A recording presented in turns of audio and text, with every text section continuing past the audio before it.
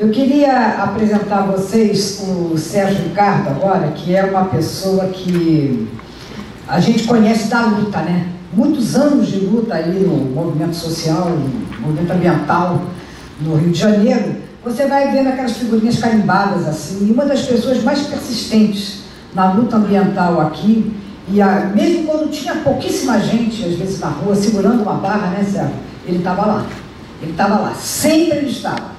Recentemente eu disse, pô, vou pesquisar um pouquinho aqui na internet sobre o Sérgio Ricardo. Aí eu encontro ele em Búzios, lutando pela preservação do Mangue de Pedra, né? Que é uma região que está sofrendo uma especulação imobiliária enorme. E o que tudo isso tem a ver com a Copa?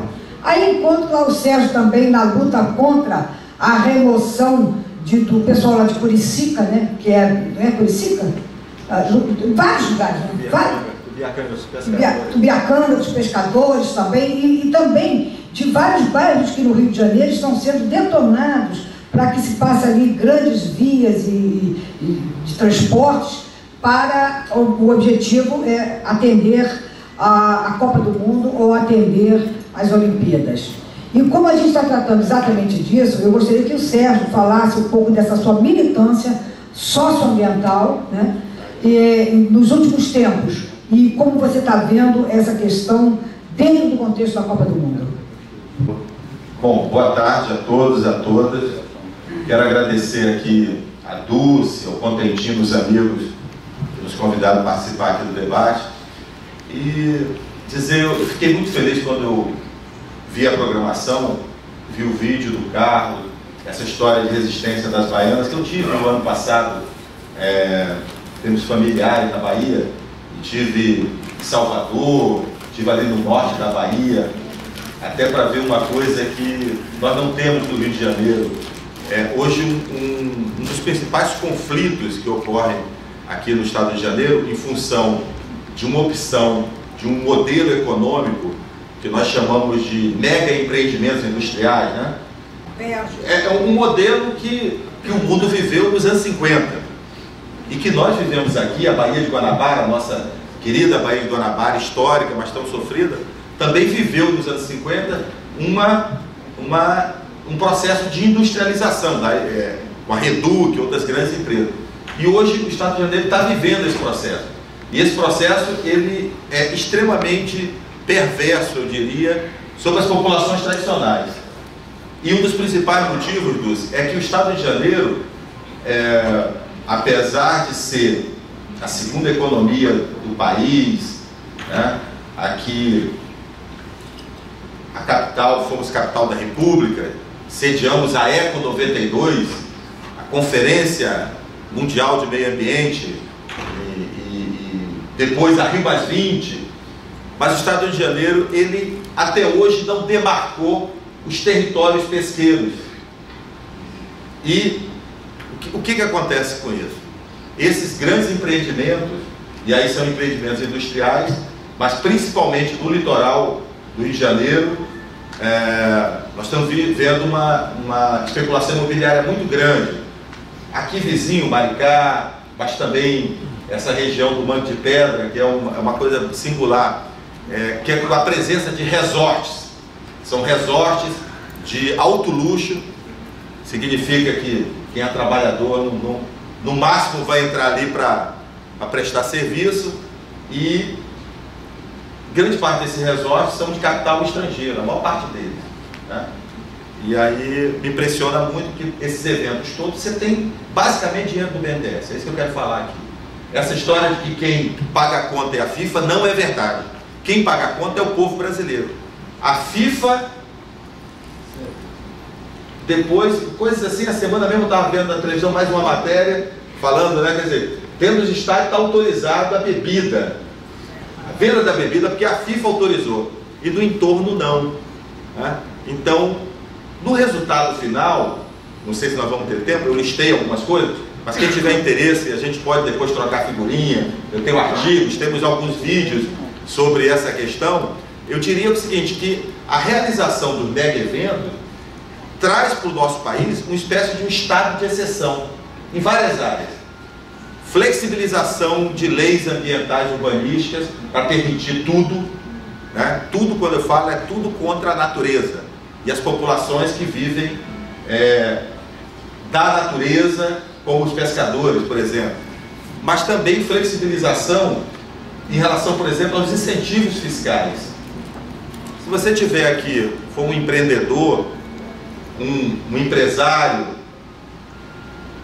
logicamente com exceção do Eike Batista, tal, que é um nível que tem as benesses do poder, mas e você tentar um financiamento do BNDES, buscar linha de financiamento do Banco do Brasil, junto ao município, ao Estado, você vai ter muita dificuldade, muitos obstáculos, né? Porque a oportunidade desses eventos internacionais, a meu ver, é uma oportunidade para aquecer a economia, para gerar emprego, distribuir renda, enfim, fazer com que a economia da nossa cidade, das nossas grandes cidades e da região metropolitana também, né, tenha uma dinâmica positiva.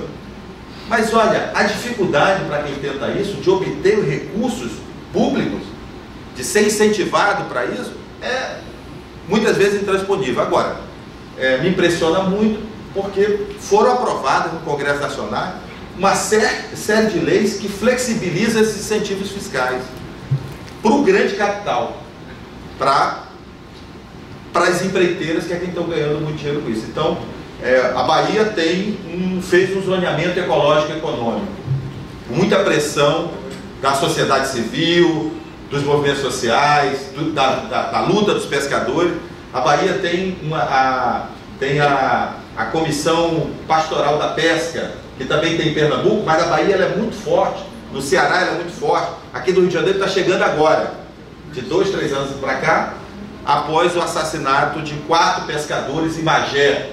Se vocês souberam, os companheiros que foram assassinados, tem a ver com um conflito com um dos mega empreendimentos, que é o Comperj, a refinaria aí da Petrobras, que lamentavelmente agora está sendo motivo de uma CPI. Né? Falo lamentavelmente, não na defesa, acho que tem que ter a CPI. Acho lamentavelmente porque são projetos de grande porte que são anunciados como grandes geradores de emprego, redentores da economia do país. O Brasil, se você estuda a história do Brasil, sempre tem esse processo, que são ciclos econômicos que vão redimir o país, né? Nós vamos virar um outro país e tal.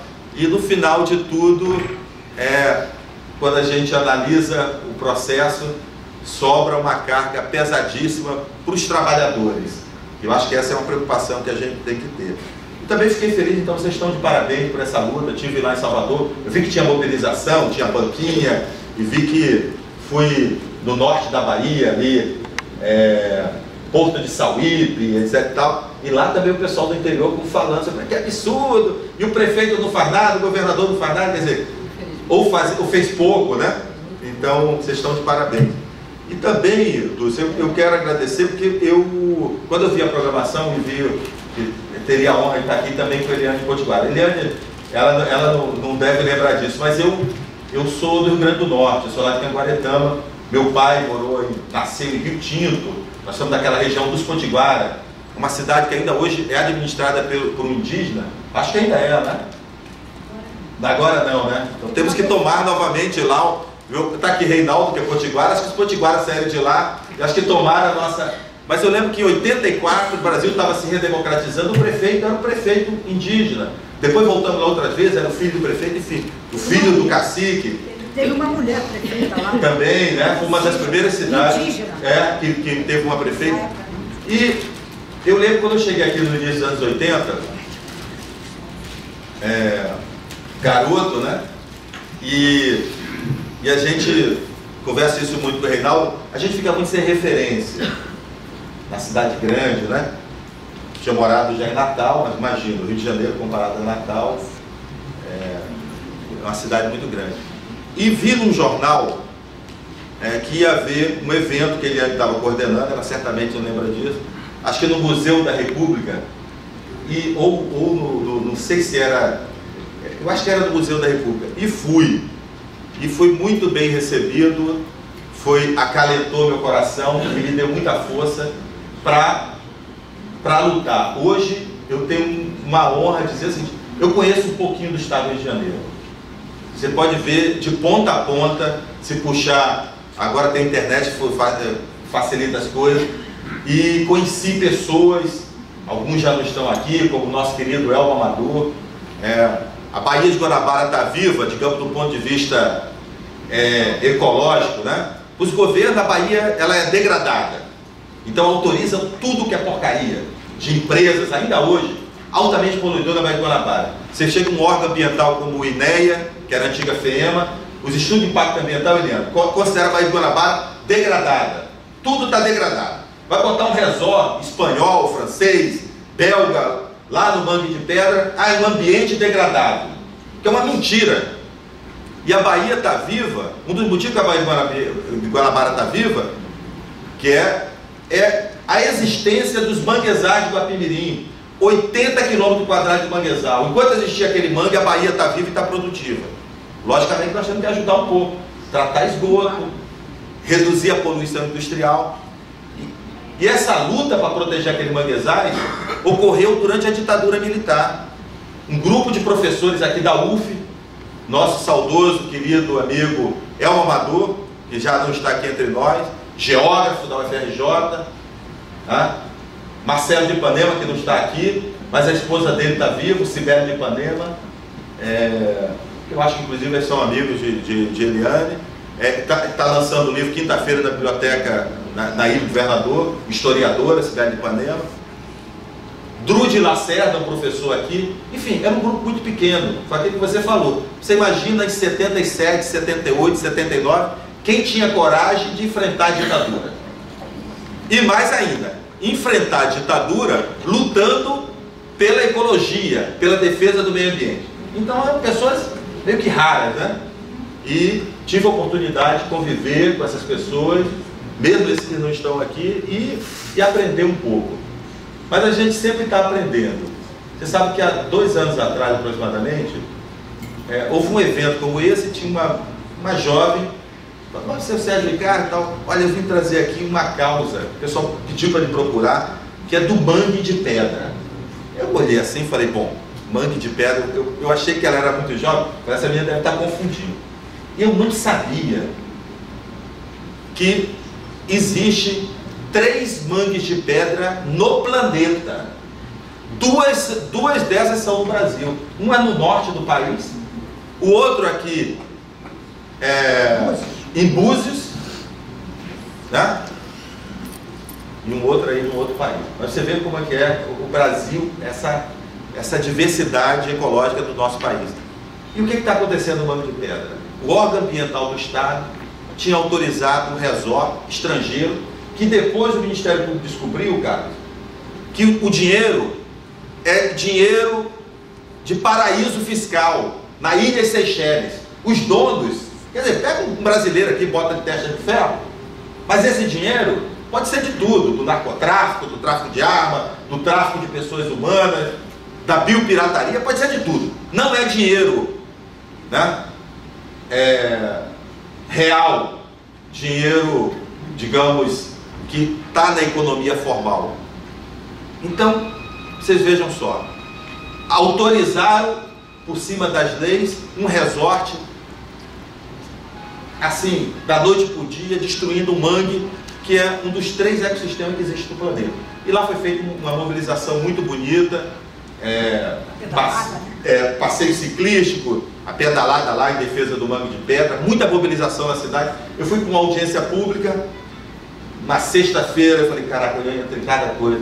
Câmara de Vereadores, marcaram 2 vezes de antecedência. Aí você se agenda, aí vai chegando perto e fala: caramba, tem que ter a vida, filhos, aquela correria, trabalho. E fui. Eu fiquei pensando: pô, deve ter 30 pessoas. Cheguei lá, a Câmara de Vereadores estava cercada de gente. Foi 1 mês antes daquela grande manifestação de junho. Dentro, uma grande líder lá, quilombola, Dona Uia. Esse lugar tem uma história muito bonita. Os escravos, viu, Sérgio, entraram na região dos lagos pelo Mangue de Pedra. Lá, um navio negreiro afundou numa pedra lá, acho que é pedra do pai João, pai Antônio, uma pedra lá, e aí afundou ali. Os poucos escravos que conseguiram sobreviver criaram lá, que é a Rasa, que é o Quilombo da Rasa, né? Tem uma associação quilombola, etc. E a líder lá é Dona Uia, uma senhora de 92 anos, vocês precisam ver. No próximo evento que você fizer, convida essa mulher, uma força, uma inteligência, um conhecimento da natureza e dos seus direitos, né? Então, com o apoio lá do jovem promotor, conseguimos embarcar aquele empreendimento e literalmente salvar o Mangue de Pedra. E hoje lá, a Câmara de Vereadores, esse foi um tema importante na campanha municipal, o prefeito novo, que eu nem lembro o nome, se comprometeu a embargar aquele empreendimento, cumpriu, e uma mobilização muito bonita. Então, eu vejo que esse processo todo dos mega eventos tem a ver um pouco com isso, porque a história oficial e da mídia corporativa, da grande mídia, né, em geral conta a história dos vencedores. E os vencedores desse negócio, principalmente das obras que estão acontecendo no país todo, ao meu ver, serão as empreiteiras. As empreiteiras. Odebrecht, Camargo Correia, história das empreiteiras.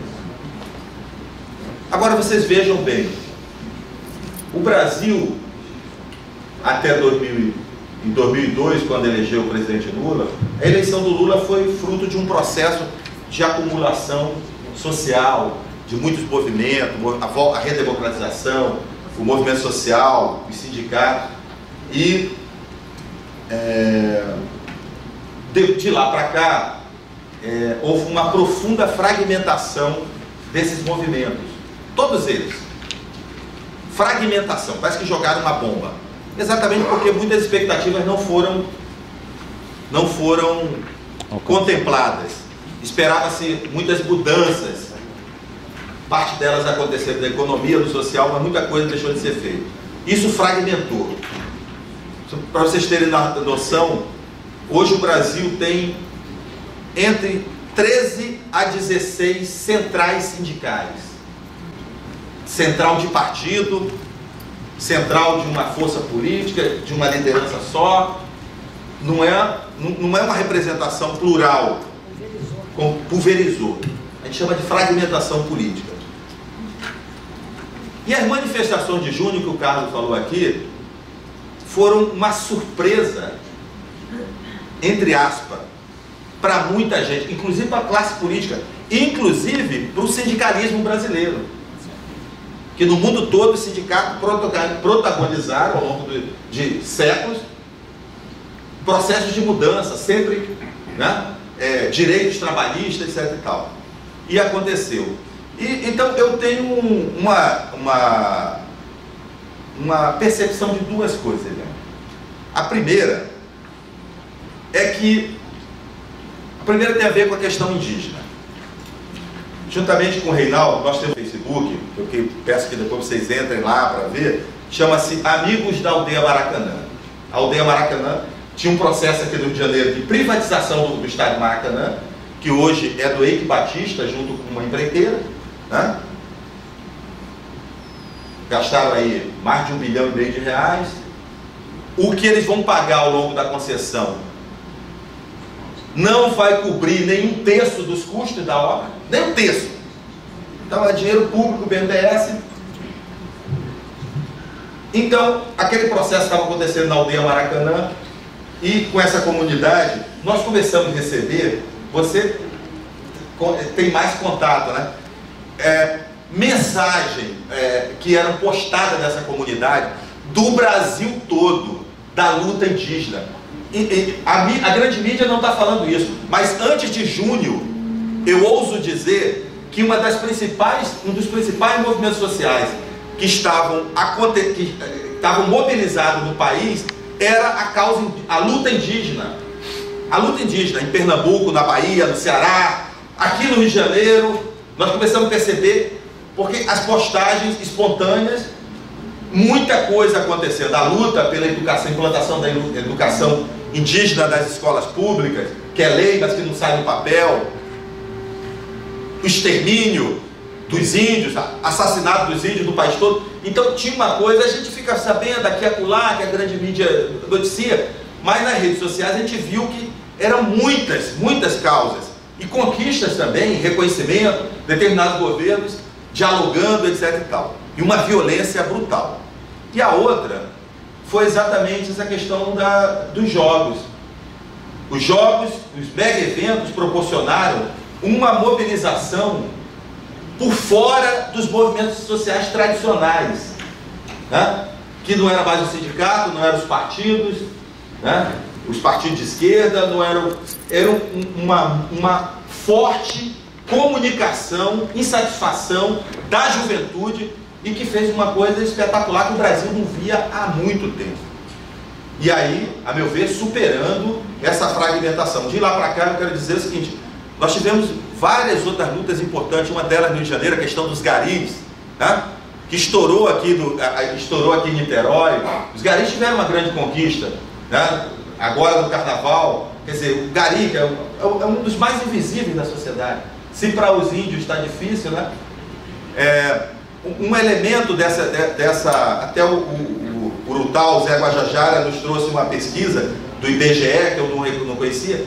A última pesquisa do IBGE de 2010, na região metropolitana do Rio de Janeiro, são identificados 28 mil indígenas que se autodeclararam indígenas. E onde estão morando esses índios? Estão morando nos complexos de favelas mais violentos do Rio de Janeiro. No Alemão, na Maré, em Manguinhos, na Rocinha, em outras áreas. Então, estou dizendo isso por dois motivos. Nós temos os mega eventos com reforma de estádios, custos bilionários. No Rio de Janeiro ocorreram na capital 65 mil pessoas foram removidas para a construção das trans, né? Transoeste, Transolímpica, etc. Tal. Quer dizer, uma certa contramão, porque o mundo todo que está pensando a ideia de cidade sustentável não está ampliando a sua malha rodoviária. O Rio de Janeiro poderia muito bem ter o VLT, ter o aeromóvel, ter um transporte metroferroviário, utilizar mais a Baía de Guanabara. Existe um plano hidroviário da Baía de Guanabara que prevê a estação de barca de São Gonçalo e de Magé, que nunca saiu do papel, desde 82, no primeiro governo do Brizola. Desde 82, nunca saiu do papel. E o Rio de Janeiro está construiu as trans num total de quase 8 bilhões de reais do BNDES. E eu quero aqui destacar o papel protagonista do BNDES de favorecimento do capital e não da economia popular, da economia do país de uma forma. Favorecimento das empreiteiras, de empresas de ônibus e outras coisas, de empresas poluidoras. O que eu vejo de uma forma muito lamentável. Muito lamentável. Eu falo isso aqui não para ficar reclamando, porque nós temos que mudar esse quadro. Porque o país, nós estamos diante de um país que é uma das 10 maiores economias do mundo. Do ponto de vista, inclusive, industrial, o Brasil, ele é uma potência econômica. No entanto, nós temos aqui níveis de desigualdade territorial, desigualdade social, que chega a um ponto que alguns autores não falam mais nem desigualdade, mas falam em iniquidade. É uma coisa mais profunda. Então não adianta esse custo todo. Então você tem noção, as trans vão ser construídas com dinheiro do BNDES e vão ser repassadas para as empresas de ônibus. Aquelas vias só vão poder circular ônibus. E os nossos amigos dos táxis estão fora. As vans estão fora. A via, por exemplo, que liga a Transcarioca, eu moro na Ilha do Governador, que liga a Barra da Tijuca à Ilha do Governador, ali era a linha 6 do metrô, que nunca saiu do papel. Eu digo mais, alguém aqui mora na Baixada? Não, né? Essa linha proporcionaria a ida, depois do aeroporto, do metrô para Duque de Caxias, para Nova Iguaçu. Era uma das opções. Naquele mesmo trajeto, viu, Dulce, existe um projeto que seria a ligação central de trem, Central do Brasil, Bom Sucesso, Ilha do Governador, Baixada. No momento que você faz uma via exclusiva para os ônibus, eu quero dizer que uns fala assim, legado da Copa. dos mega eventos. Eu quero dizer para você o seguinte, que um antilegado está sendo a ampliação do poder do modelo rodoviarista na nossa região metropolitana. Isso não tem nada de social, nem nada de ambiental, nem nada de sustentável. Só, Vitória, lembrar você, Sérgio, que também o projeto aqui, a maioria que mora em Niterói, o projeto existiu, o projeto do metrô para Niterói, São Gonçalo, que agora está se pensando em estender até Itaboraí, mas sem a ligação que seria pelo fundo da Bahia, né? Sim. Através de um túnel, que era a coisa mais lógica, né? Não dá para entender o Rio sem Niterói, e Niterói sem o Rio, né? Não, então... A fusão. Está aqui no Largo da Carioca, chega na estação do Largo da Carioca, tem uma saída para vir para Niterói. Ela prontinha, só fazer isso mesmo, vai lá. Tá, ela vai até. Ela já está indo até lá a Praça 15, né? Está pronta a estação. Está pronto. Você está Isso que eu quero dizer, a reflexão que eu quero falar para você, com vocês é a seguinte: essa ideia dos mega eventos e nos é trazido de uma forma do seguinte: olha, vai melhorar a vida do povo, vai gerar mais emprego, vai dinamizar a economia, vai ter mais distribuição de renda, vai ter um novo ciclo de desenvolvimento econômico do país. E eu acho que é isso que a gente tem que se refletir, se é isso mesmo que vai acontecer. Porque eu estou falando de coisas aqui, o Maracanã, que é um símbolo do país, privatizado. Se a gente fosse privatizar e tivesse minimamente o retorno do que foi investido, não. Antes de privatizar, detalhe, a empresa que fez o estudo de viabilidade econômica era a empresa do Eike Batista. Curiosamente, ele mesmo ganhou. É estranho. Antes de privatizar, foi divulgado que o valor que vai ser pago pela concessão não chega a 1/3 do que foi gasto. Naquele momento ali, que foi uma das coisas que tornou a manifestação de junho, viu, Carlos, no Rio de Janeiro muito intensa, tinham várias lutas em volta do Maracanã. Você tinha a tentativa de demolição do Célio de Barros e do Júlio Delamare, os atletas, inclusive atletas olímpicos, jovens atletas que representam o nosso país lá fora, Escola, tinha aquela escola. sem local para treinar, absurdo, tinham que ir para Jacarepaguá, e alguns atletas ali que já foram olímpicos, etc., que estavam aposentados, hoje são treinadores, ficaram sem renda e nada. A escola Friedenreich, que é uma escola pública, uma das principais, uma das escolas melhor conceituada no país, escola pública.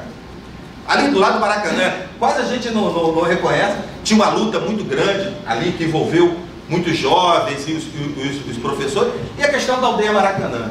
Que a aldeia Maracanã é um território sagrado.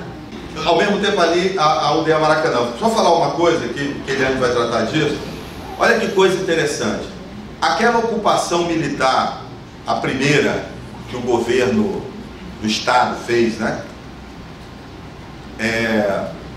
E que houve uma mobilização intensa. Nós soubemos de madrugada, porque Reinaldo ficou lá até 1h20. Porque a gente tinha algumas informações e um clima policialesco, uns caras infiltrados lá dentro e tal, a gente viu que tinha alguma coisa. Eu saí de lá umas 10h30 e tal, o Reinaldo ficou até tarde. 3h30 nós soubemos que o Bob estava lá. E acionamos um sistema que nós temos, enfim, redes sociais, e vocês terem noção, eu da minha casa eu mandei para mais de 200 mil pessoas. Bob para pegar assim. Exatamente. E 4 mil jornalistas no exterior. Quando a gente chegou de manhã, já estava a imprensa lá e tal. Naquele dia, foi um sábado, o tema da aldeia, a notícia mais importante no mundo nos 2 últimos dias, eu quero falar daqui da importância de uma mídia alternativa como forma de resistência e como forma de organizar e lutar por uma outra sociedade, por uma outra economia. Não essa economia do capital. O que eu vejo desses grandes projetos é reprodução de um padrão de desenvolvimento capitalista que não nos trará felicidade, não nos trará mais distribuição de renda, não nos trará proteção da natureza, não nos trará respeito ao direito das populações tradicionais. Naquele dia, 2 dias antes, a notícia mais importante do Brasil no mundo era a morte do Celarón, meu amigo Celarón. Lembra do artista plástico que tem a escadaria ali na Lapa? na Joaquim Silva. Lembra que o Celarón foi morrer, de uma forma assim, apareceu morto? O Celarón, ainda hoje, está cheio de estrangeiros, de gringos, chamados gringos aqui, né? Na escadaria e tal. Ele tinha muito amigo na França, na Itália, então a notícia no mundo todo do Brasil, que estava no pico do Facebook, das redes sociais, era a morte do Celarón. Um dia depois da morte do Celarón, a presidente Dilma teve num congresso na Europa. E ela fez uma fala contundente, tal, e aparecia Celarón e a Dilma na lista das notícias mais lidas no planeta. A Aldeia Maracanã, naquele sábado, no final da tarde, atingiu a 5ª informação no mundo mais importante, não só do Brasil, mas do mundo todo, do Facebook. E à noite, depois que a polícia foi embora, que ali apareceram umas 2.000 pessoas, eu acho que a rapaziada foi muito jovem, né? Foram jovens que protagonizaram a jornada de junho, etc. Acho que voltaram para casa e foram para o Facebook. E naquela noite, antes de meia-noite, a Aldeia Maracanã, Eliana, foi o 3º assunto mais comentado nas redes sociais no mundo. Então vocês vejam só, nosso país tem alguns diferenciais do jogo internacional. Um deles é a nossa natureza, não natureza apenas para contemplação, porque não tem problema na contemplação da natureza, mas a natureza brasileira, a natureza como uma economia ecológica. Você foi em vários lugares do Brasil, nós vemos aqui na própria Baía de Guanabara, na Baía de Sepetiba, no estado do Rio de Janeiro. A natureza, por exemplo, uma das principais vocações do Brasil, e não é só a parte litoral, é a questão do turismo. Não tem turismo num ambiente degradado. A natureza, dos diferenciais do nosso país é essa diversidade cultural que nós estamos vendo aqui no vídeo e na presença das baianas, na cultura das populações tradicionais. O Brasil tem solos diferenciados, férteis, que podem sim servir para uma economia ecológica, mas não isso que está aí hoje do agronegócio. O Brasil, uma vergonha, o maior consumidor de agrotóxicos do mundo.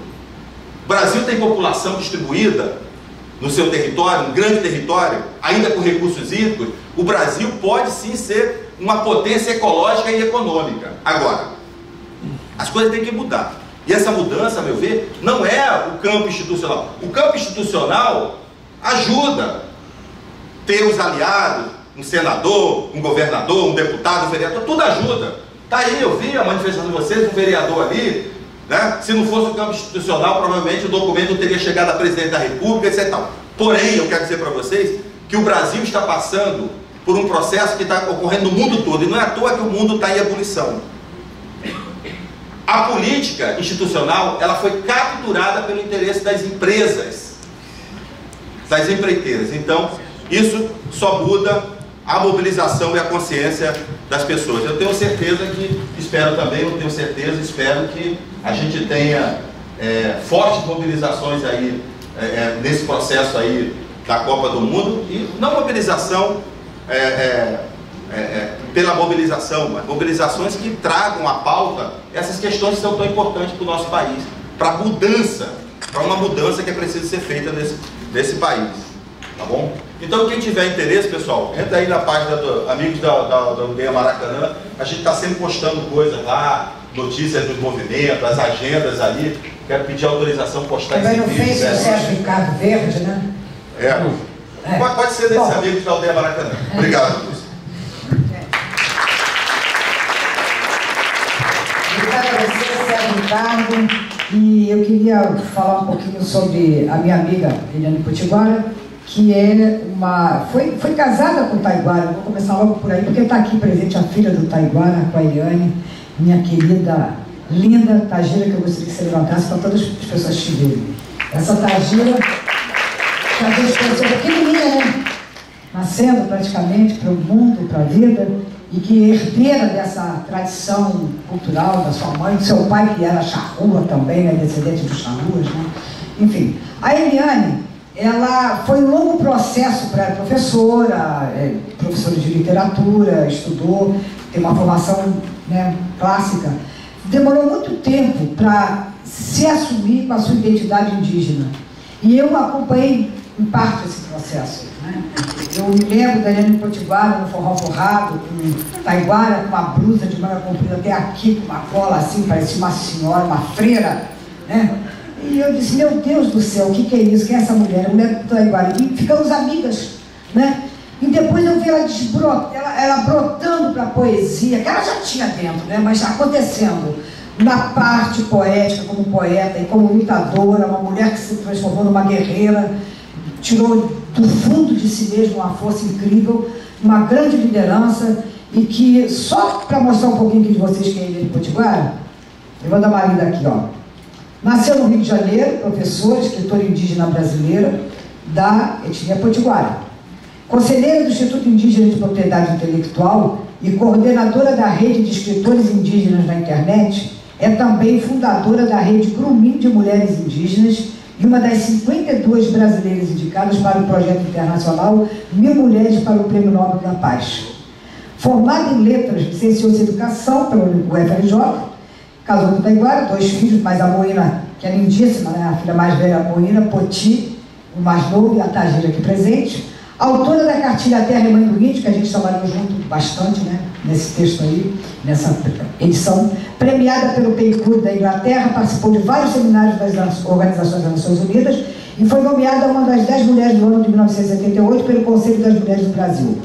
Participou da elaboração da Declaração Universal dos Direitos Indígenas na ONU, de Genebra. Em 92 foi cofundadora do Comitê Intertribal 500 anos, por ocasião da Conferência Mundial da ONU sobre o Meio Ambiente. Também trabalhamos junto nessa questão aí. Participou do Tribunal das Histórias Não Contadas dos Direitos Humanos das Mulheres, Conferência da ONU na China em 95, Conferência Mundial contra o Racismo na África do Sul, 2001, Paris, França, Fundação Palmares, enfim, Dicionário das Mulheres, Mulher 500 anos atrás, enfim, autora da sua obra mais recente, Metade Cara, Metade Máscara, mas também, esse livro aqui, autora também de livro indígena infantil, que é lindíssimo, que é o Corpo que Guardava a Noite. Então, essa mulher batalhadora e guerreira tem muita coisa para falar para a gente, mas eu gostaria que ela falasse especificamente sobre como ela está vendo esses impactos, né, da Copa do Mundo, das Olimpíadas do ano passado, aquela Copa das Confederações, enfim, que você fale um pouco da sua experiência. Eu vi seu filho Poti no vídeo, na internet, cantando na aldeia indígena Maracanã, e eu acho legal resgatar essa história, você que é uma mulher carioca, né, que tem tudo a ver com essa aldeia Maracanã. Boa tarde a todos e a todas, e agradeço de coração o convite feito pelo Contentino e a Dulce Tupi, que é minha amiga há mais de 40 anos, né? Me ajudou muito, foi uma pessoa que me deu grandes toques políticos no começo do meu renascer espiritual, retomada da minha ancestralidade, inclusive do meu lado político, do meu lado profissional. Então eu agradeço a Dulce, e eu tenho até uma certa pena, eu me sinto em falta com você pelos outros anos que sucederam a tudo isso, e a gente não está tão perto, né? Mas retomamos depois, e que eu também fiz muitas viagens, eu viajei para mais de 50 países no mundo, e no Brasil também, mais de 200 viagens, também nacionais. Eu tenho vou fazer 64 anos, e tenho um passado assim, de muito trabalho, muita luta. O fato de eu estar escritora indígena hoje, trabalhando com literatura indígena, é justamente por ter visto as lágrimas da minha avó, assim como muitas mulheres muitas crianças veem o sofrimento, a luta, a dor, as lágrimas dos seus pais, dos seus avós, nas aldeias indígenas, nas aldeias urbanas, porque elas existem. Nós somos para quase 700 mil indígenas, incluindo os indígenas aldeados e não aldeados, né? Então, tem mais indígenas, segundo o CIMI, tem mais indígenas fora das aldeias, morando nas cidades, criando aldeias urbanas e buscando trabalho, buscando estudo, porque as comunidades indígenas não provê, o órgão responsável não provê essa educação. Para falar de aldeia Maracanã, olha, já foi comido muito feijão para chegar à aldeia Maracanã, sabe? A aldeia Maracanã acabou sendo um referencial importante, apesar de que houve muita resistência dos indígenas no plano nacional, mas depois da constatação dessa necessidade e do reconhecimento dos índios urbanos, né, os indígenas urbanos, hoje a aldeia Maracanã é uma realidade. Eu queria voltar um pouquinho a história para poder chegar em aldeia Maracanã, para situar o projeto Cararaô, um projeto do Xingu, já tem mais ou menos uns quase 25 anos atrás. Esse projeto Cararaô no Pará é o mesmo projeto hoje chamado Monte Belo Monte. É o mesmo projeto, o mesmíssimo, não mudou nada. O projeto Cararaô é o mesmo projeto. O que acontece? Quando o Sting, quando o Raoni, quando os líderes indígenas se reuniram em Cararaô, inclusive eu estava lá presente, participando, essa situação de conflito sensibilizou o mundo inteiro. O mundo todo estava voltado para o Pará, para esse projeto Cararaô, que era o seguinte: é a construção de uma hidrelétrica, só que sem observar a realidade local. As pessoas planejam os projetos nos gabinetes e não convidam as pessoas que vivem localmente naquelas regiões, como os ribeirinhos, os sertanejos, os camponeses, né? Na cara, eles não estão percebendo. É o que acontece com os projetos no Brasil, né? Os grandes eventos, os grandes projetos, eu já falei, fiz um resuminho pequeno aqui da Cararaô. Agora, os grandes eventos como a Rio 92. A Rio 92 também foi um problema. Foi muito difícil que a gente conseguisse ter a participação indígena ali.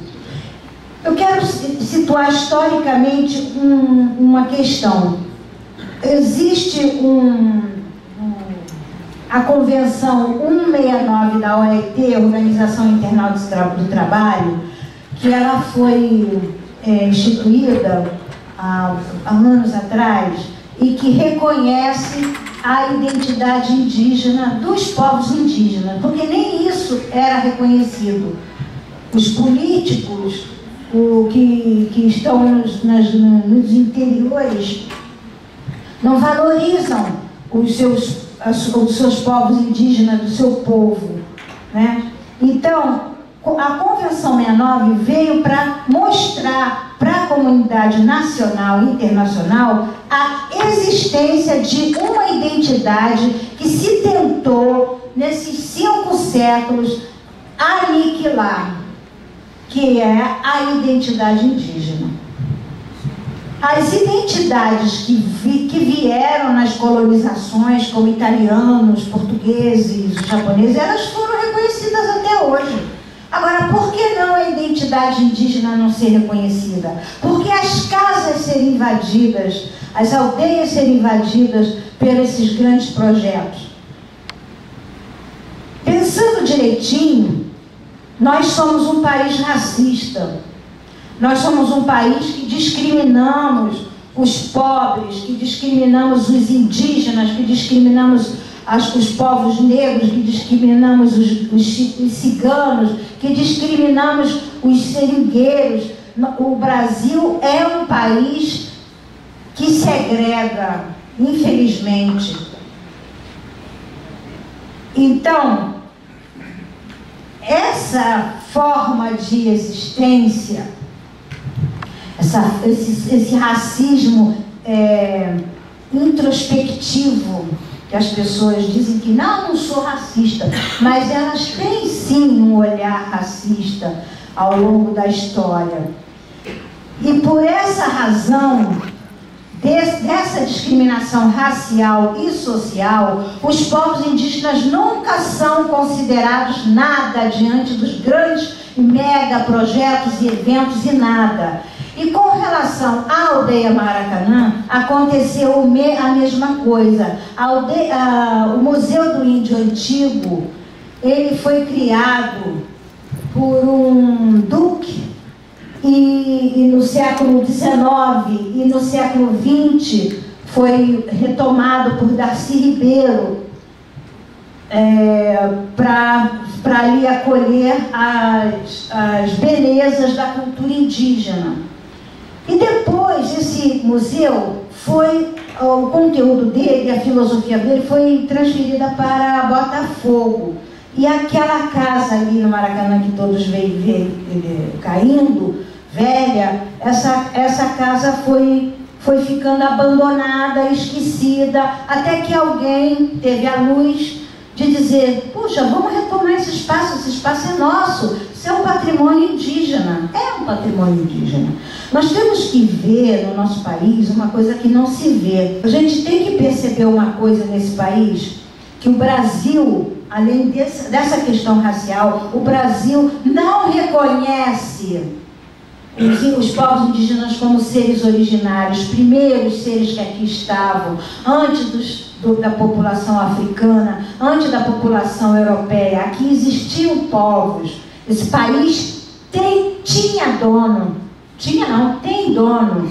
E nunca, em tempo nenhum, se colocou essa premissa de valorização, de respeito, de reconhecimento, de valorizar, em primeira instância, quais os primeiros povos desse país que são as populações indígenas. Então, o povo indígena sempre foi como viviam os índios, como era a casa dos índios, nunca falava aquela língua. Então, não é assim. Os povos indígenas têm nome. São 280 povos, são 230 línguas indígenas. As pessoas não sabem. A gente agora está trabalhando com essa lei 11.645, trabalhando nas escolas, para que as escolas comecem, as crianças e os professores, a saber que aqui havia uma população antes de Pedro Álvares Cabral chegar. Na realidade, Pedro Álvares Cabral, ele não descobriu, ele invadiu o Brasil, né? E teve ajudas de índios e teve revoltas de indígenas que não queriam esse tipo de colonização. Bem, voltando à aldeia Maracanã, porque eu acho que a aldeia Maracanã remete a todo esse passado inglório do não reconhecimento de 500 anos de resistência da população indígena. A aldeia Maracanã foi retomada, foi assumida por um grupo de 20 indígenas que começaram, pessoas que já moravam aqui, e começaram a pensar uma universidade indígena, por que não? Ou um espaço de cultura, o que fosse.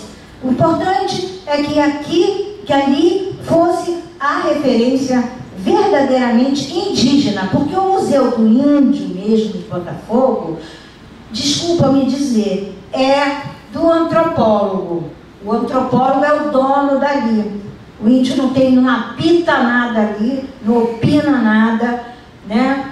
Mal e mal, o Museu do Índio traz um grupo de índios lá do Xingu, do Amazonas, Mato Grosso. O paga lá uma passagem, vem dar comida, dar hospedagem e mandar dança aí no dia do índio para que as crianças venham e aí dizer, nós temos aqui o Museu do Índio que está fazendo isso e isso. Mas o protagonismo indígena. Onde está o protagonismo indígena? O protagonismo indígena esteve, primeiramente, na mão do deputado Mário Juruna, depois não conseguimos, desde lá, que é uma vergonha, não termos deputados.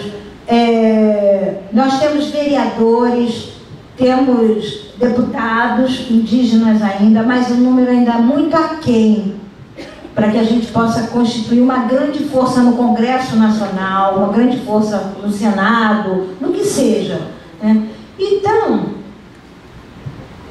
em se tratando de projetos que sejam discutidos por povos indígenas, fica complicado quando a gente tem um interlocutor que só vê o lado do capital e só vê o seu lado das grandes empresas, dos seus grandes projetos locais, onde os indígenas possam estudar, possam vir ao Rio de Janeiro fazer mestrado, porque muitos índios vêm fazer mestrado hoje. A população indígena já temos até antropólogos, médicos que vão estudar em Cuba, professores, cineastas. Os indígenas não podem ser mais vistos como pessoas menores de idade, como eram vistas no passado pelo Código Civil. O Código Civil caiu, mas a mentalidade do brasileiro não caiu. Considera ainda o indígena como um ser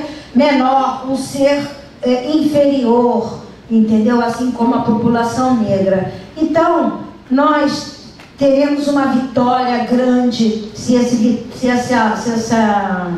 essa aldeia Maracanã ficar nas mãos dos povos indígenas, sim.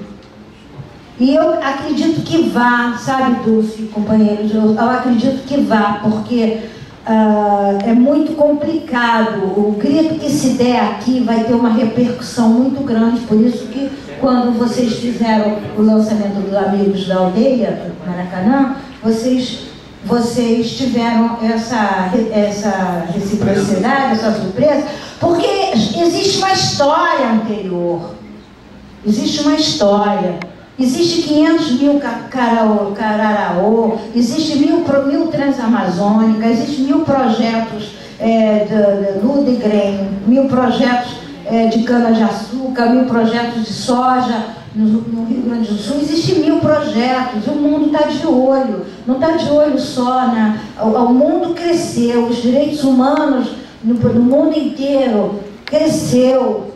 Sabe, esses direitos que a gente não tinha, que era tudo escondido, com a democratização da informação, esses direitos e a luta do povo, né, as vitórias dos atuais governos e dos futuros governos que virão, porque a tendência é caminhar para a democracia, sim, e nós vamos realmente ter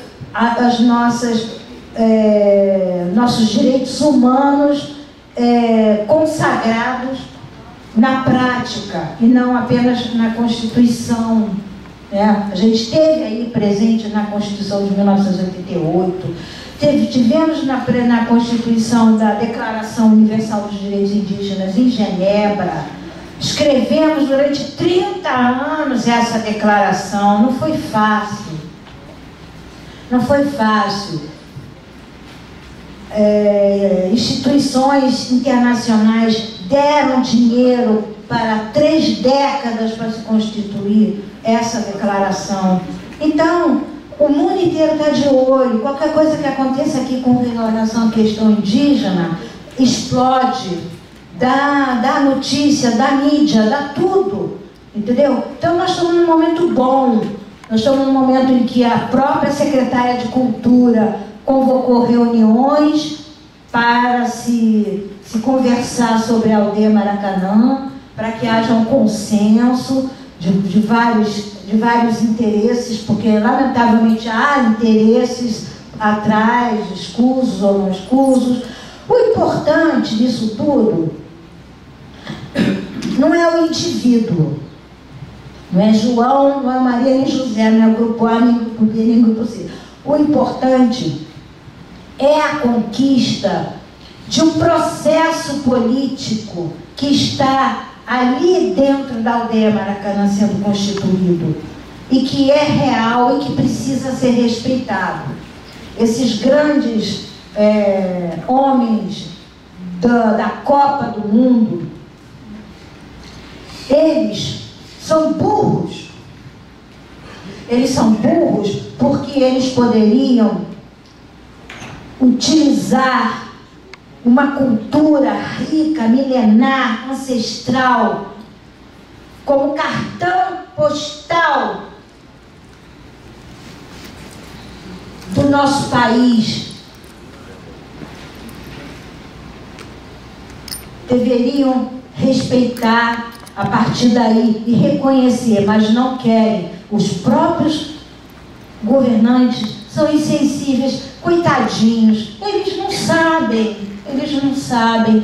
sabem que o índio tem um patrimônio, que o povo indígena, a cultura indígena tem milhões de ensinamentos para as escolas, para as crianças. Se vocês forem pesquisar na internet, herança cultural indígena para a população brasileira, vocês vão ficar espantados. Ah, eu não sabia que isso aqui que eu faço na minha casa é herança indígena. Então, gente, eu só quero deixar assim, registrado que a aldeia Maracanã é uma vitória. Ela é uma vitória, sim. Ela precisa ser agora formalizada concretamente e que novos projetos no Brasil, mega eventos, reconheçam, assim como a cultura dos sambaquis, né? A cultura das baianas, todas as culturas que nós temos aqui no Brasil, tinha que caminhar paralelamente aos projetos governamentais, junto governo, projeto, governo e comunidade que está aqui. Assim cresce um país, assim cresce um projeto. Agora, fazer projeto pensando no seu bolso, isso não vai crescer nunca. Eu parabenizo esse simpósio, né, Copa do Mundo, que eu nunca pensei na minha vida que poderia haver um simpósio sobre Copa do Mundo que fosse tratar dessa questão da aldeia Maracanã e que naturalmente vai ser remetida à questão indígena e remetida a 500 anos de discriminação racial e social. Muito obrigada.